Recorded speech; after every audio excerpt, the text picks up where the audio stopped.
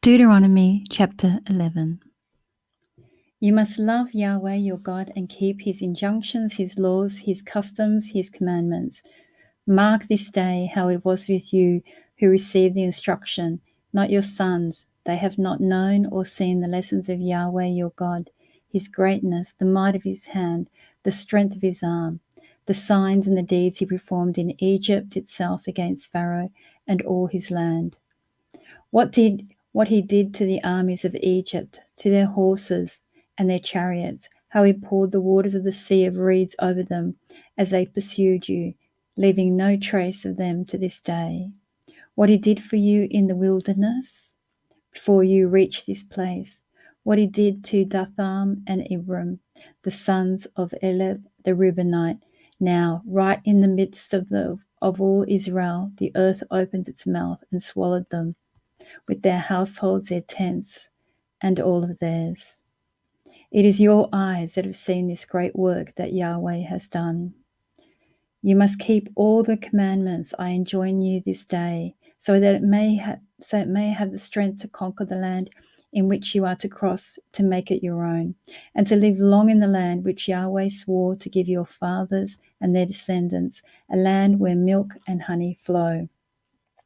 For the land which you are about to enter and make your own is not like the land of Egypt, from which you came, where you sowed your seed and water it by the tread like a vegetable garden. No, the land into which you are crossed to make your own is a land of hills and valleys, watered by rains from heaven. Yahweh your God takes care of this land. The eyes of Yahweh your God are on it always, from its year's beginning to its end. And it is most sure that if you will faithfully obey the commandments I enjoin you today, loving Yahweh your God and serving him with all your heart, with all your soul, I will give your land rain in season, autumn, rain, and spring, so that you may harvest your corn, your wine, your oil. I shall provide grass in the fields for your cattle, and you shall eat and have all that you want.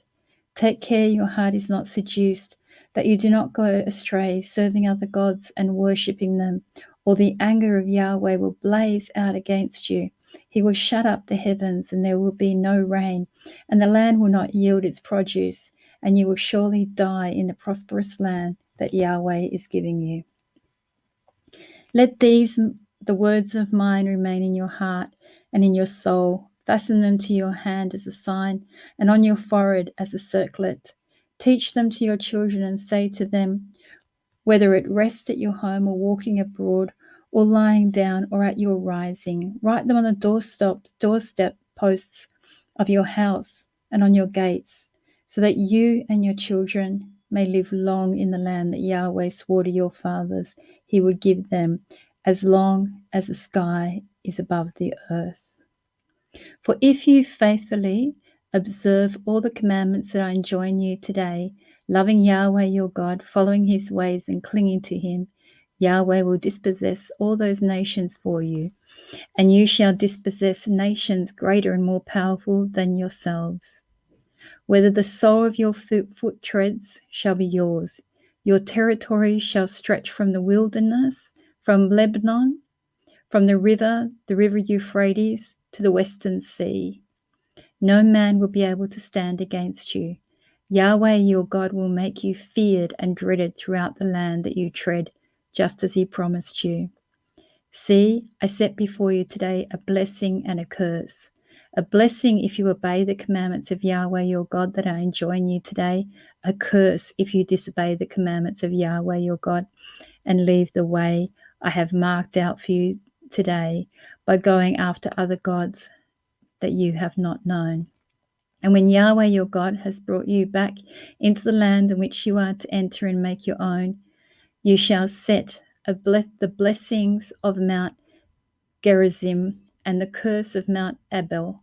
These mountains, as you know, are beyond the Jordan on the westward road, in the land of the Canaanites who live in the plain, opposite Gilgal, near the oak of Morah. You shall indeed cross the Jordan and enter and make the land your own that Yahweh your God is giving you. You shall possess it, and you shall live in it, and you must keep and observe all the laws and customs that I have set before you this day.